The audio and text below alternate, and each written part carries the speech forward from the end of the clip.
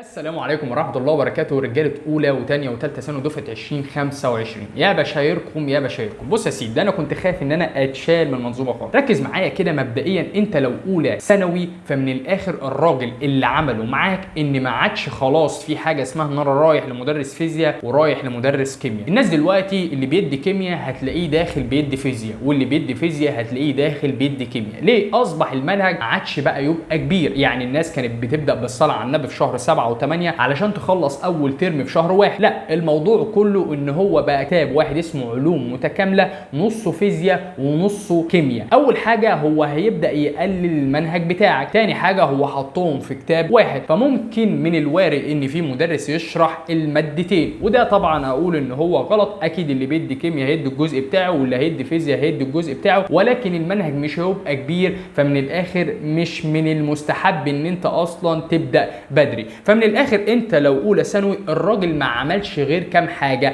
عملش غير 3 حاجات. اول حاجه الراجل بدا يسحب ماده اسمها اللغه الاجنبيه الثانيه. يعني انت من النهارده ما عادش حاجه اسمها فرنساوي ايطالي الماني، خلاص بقت ماده غير مضافه للمجموع زي الدين. يعني بتروح تمتحن فيها تنجح 100%، تسقط ان شاء الله تروح تمتحنها تاني والموضوع يخلص. طيب ماده زي الفيزياء والكيمياء زي ما قلت لك ضافهم في كتاب واحد، بقت اسمها علوم متكامله، وزي ما قلت لك هي عليها 60 درجه. طيب يا مستر ال 40 درجه بتوع اللغه الاجنبيه الثانيه خلاص يا سيدي اتشالوا نهائي. طيب تعالى بقى نروح للحاجه الثالثه اللي الراجل عملها دي. كنا بناخد ماده زي ماده الجغرافيا، خلاص في اولى ثانوي احنا مش هناخد ماده اسمها الجغرافيا خالص. يبقى انت المواد اللي عندك عربي وعندك انجليزي وعندك تاريخ وعندك علوم متكامله اللي هي عباره عن فيزياء وكيمياء وعندك فلسفه ومنطق، وكده اصبح المجموع بتاعك من 380. كل ماده ب 60 درجه ما عدا العربي ب 80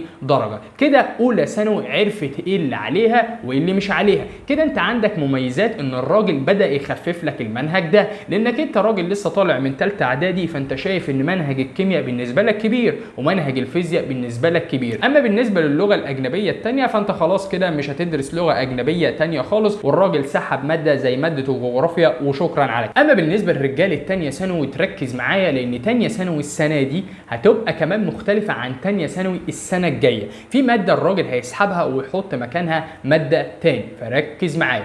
السنه اللي فاتت عادي تانية ثانوي كنا احنا خلاص بنشوف احنا داخلين علمي ولا داخلين ادبي. والله لو انت علمي كنت بتاخد الرياضه كلها وبتاخد الاحياء، ولو انت ادبي خلاص لا بتاخد احياء ولا بتاخد رياضه وبتبدا تاخد تاريخ وبتبدا تاخد جغرافيا عادي. طيب الناس اللي هي ان شاء الله داخله تانية ثانوي، ايه المواد اللي هي هتبقى عليها؟ عندك عربي، عندك انجليزي، شال خلاص اللغه الاجنبيه الثانيه وبقى اصبح عندك عادي رياضه وعندك احياء وعندك كيمياء وعندك فيزياء. ايه يا مستر اللي اختلف؟ الراجل اول حاجه خلى الرياضه ماده واحده. يعني انت الاول كنت بتقول ان في حاجه اسمها رياضه بحته وفي حاجه اسمها رياضه تطبيقيه. الراجل اصلا شال الرياضه التطبيقيه، ومع ان انا بقول ان دي حاجه مش كويسه، لان ان شاء الله لو انت ربنا كرمك ودخلت هندسه او دخلت اي كليه ليها علاقه بالرياضه فهتلاقي نفسك ان انت بتعاني ان انت ما تسمعش حاجه اسمها استاتيكا ولا حاجه اسمها ديناميكا. فدي برضو مشكله هتواجهها لو انت دخلت كليه فيها رياضه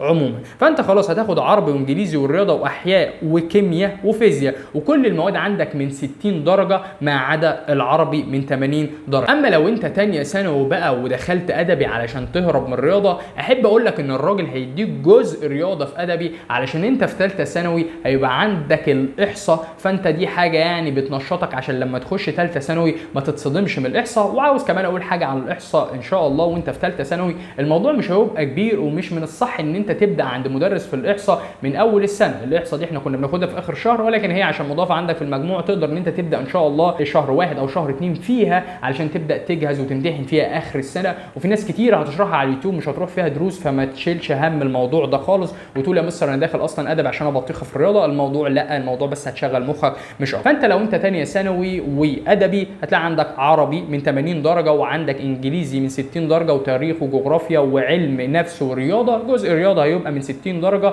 لكن هو الراجل شال ايه؟ شال اللغه الاجنبيه الثانيه وشال الفلسفه والمنطق خالص وشال الجبر والتفاضل، والراجل اكتفى بجزء الرياضه بس. تعال بقى نشوف دفعه 25 26. زي ما قلت لك في بدايه ثانيه ثانوي ان الدفعه كمان السنه الجايه اللي هتخش تانية ثانوي الراجل هيعمل حته كده لشعبه العلمي. عمل ايه؟ الراجل شال الاحياء وحط مكانها تاريخ. ولكن انا برضو ببدا اقول هو ايه الحركه اللي عملها دي؟ انا شخصيا لما كنت في تانية ثانوي ما كنتش فاهم انا باخد احياء ليه، لان اصلا ما تخصنيش. يعني انا بقول لو انا ادبي وهاخد حاجه رياضه ماشي يا راجل هتفيدني فيما بعد، لكن انا الراجل دلوقتي علمي وخدت احياء صراحه انا ما كنتش بحبها. كان الراجل بيتكلم عن بعض الحاجات اللي المفروض انا عارفها، ولكن اصلا ما كانش حد بيعرف يدرسها لنا، فانا كنت مكبر دماغي. فالراجل شال الاحياء وحط تاريخ، وما اعرفش برضو ايه الفايده ان هو يحط تاريخ، ايه الاستفاده ان انا اصلا اخد تاريخ. لكن يا عم مفيش اي مشكله، انت ان شاء الله تانية ثانوي السنه الجايه الناس مش هتاخد احياء وهتاخد مكانها تاريخ وعليه 60 درجه. اما رجاله الادبي عادي جدا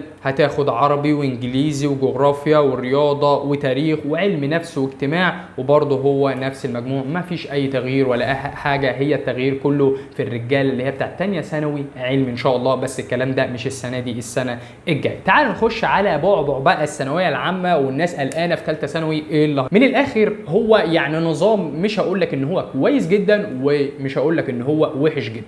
مبدئيا كده انت ان الراجل يشيل لك اللغه الاجنبيه الثانيه فدي حاجه من الاخر. احنا كنا اوقات ان احنا نستفاد من ال 40 درجه بتاعتهم، واوقات ان هم كانوا يجي الماده دي كانت تيجي في الامتحانات صعبه وكنا نضيع بسبب الماده دي. فانت ما تقعدش تقول ان ال 40 درجه دول كانوا مضمونين وانت نفس الشخص اللي انت كنت تشتكي منهم السنه اللي فاتت. فدي حاجه اتشالت خلاص، ما فيش اي مشكله، مالهاش يا سيدي لازمه. اما تيجي نشوف الراجل ده عمل ايه. الراجل من الاخر لو انت علم علوم فالراجل شال لك اللغه الاجنبيه الثانيه والجيولوجيا، وده كلام 100%. خلاص الراجل قال لك صباح الفل مش عاوز جيولوجيا، يعني كده الراجل شال لك مادتين. طيب والعربي قال ان احنا هنضيف له جزء معين، شايفين ان الحاجه دي هتقدر ان هي تفيدك. وخلي بالك الراجل هيعمل تغيير في المناهج، سواء ان هو هيخفف او هيضيف في بعض المواد. يعني من الاخر بنصحك نصيحه، اول حاجه ما تحجزش عند مدرسين دلوقتي، تاني حاجه ما تشتريش كتب دلوقتي، لانك انت لو رحت اشتريت الكتب دلوقتي دي كلها انا بقول لك هيجي المدرسين وهيقول لك تعالى اشتري مذكرتي عشان هي بالنظام الجديد، او هتلاقي نفس الكتاب اللي انت اشتريته دلوقتي هو بينزل نسخه ليه تانيه، سواء بقى هو الراجل خسر في النسخه الاولانيه او الراجل حابب ان هو يكسب تاني. فانت تنتظر شويه لحد ما نشوف الاوضاع هتستقر عليه. يبقى انت شعبة علم علوم هتاخد عربي وانجليزي واحياء وفيزياء وكيمياء، ويبقى المجموع بتاعك مش بال 410. خلاص الراجل شال 100 درجه. طيب تعالوا نخش على رجاله الرياضه، يبقى عندها عربي وانجليزي ورياضه وكيمياء وفيزياء. ايه اللي حصل يا مستر؟ اللي حصل يا سيدي ان من الاخر انت الراجل كنا بناخد احنا في الرياضه تقريبا 4 مواد،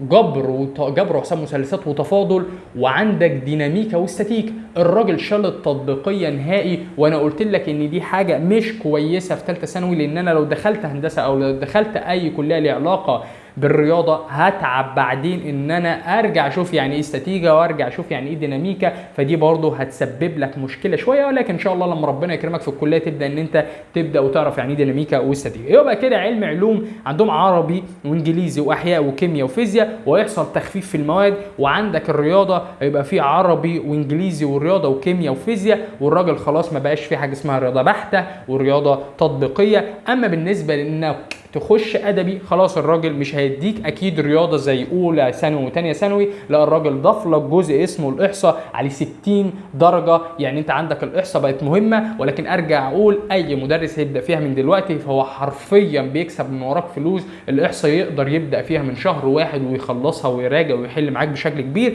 عندك عربي وانجليزي وتاريخ وجغرافيا واحصاء. شال الراجل خلاص علم النفس وعلم الاجتماع، وشال من عندك الفلسفه، واصبح دي المواد اللي عندك، واصبح المجموع من 320. بالنسبه لمصر هل نظام التابلت هيتغير باب الشيت؟ الراجل قال لك ان التابلت ده انا خلاص الفتره الجايه هبدا احط لك جزء برمجه، وحسب ما انا متوقع ان الراجل هيبدا ان هو يضيف جزء برمجه وهيبقى مضاف للمجموع علشان يبدا ينمي العقليه بتاعتنا. لان انا واحد من الناس لما دخلت هندسه وبدات اول مره اخد لغه في البرمجه عانيت شويه، وانت عارف ان الفتره الجايه البرمجه هي المستقبل هي الشغل، فدي حاجه ان شاء الله تفيدك. ما تسالنيش بقى انت شايف يا مستر ان الموضوع ده جميل جدا ان انا اجيب مجموع، الموضوع على الكل. يعني لو هو خفف على الكل فهتلاقي ان الناس بتذاكر وهتجيب مجموع فالمجاميع تبقى عاليه. طب واحد تاني لسه بادئ السنه يقول لك يا مستر الفكره كلها ان الامتحانات هتيجي صعبه جدا. ما هي لو صعبه فهتيجي صعبه على الكل، ولو سهله هتيجي سهله على الكل. فجت جت سهله عشان في تخفيف فالناس جابت مجاميع عاليه، يبقى انت لازم تشد حيلك. جت صعبه وانت مذاكر 100%، يبقى المجاميع هتبقى قليله وانت برضو ساعتها هتجيب مجموع قليل، فساعتها برضو هتلاقي ان مجموعك القليل ده من اول الناس اللي هي هتخش الكليات اللي انت نفسك فيها. فما تقلقش، خلاص الموضوع اتغير، فده برضه هيبقى زي ما هو وحش عليك وحش على الكل، فايده ليك فايده على الكل. وندعي للناس اللي هي كانت بتدي جيولوجيا وعلم نفس وبتدي علم اجتماع ولغه اجنبيه تانية. الموضوع يا جماعه مش هزار، الموضوع يزعل، لان ده مصدر رزق لمدرسين كتير. اتمنى ان انا اكون وصلت لك المؤتمر كله بيقول ايه. عاوزك تشير الفيديو ده لكل زمايلك وسبسكرايب للقناه لو انت اول مره تشوفنا، ونلاقي على الفيديو ده علشان تتابع معانا شغلنا وشرحنا في الفيزياء الاولى وثانيه وثالثه ثانوي بالنظام الجديد ان شاء الله. سلام يا بطل.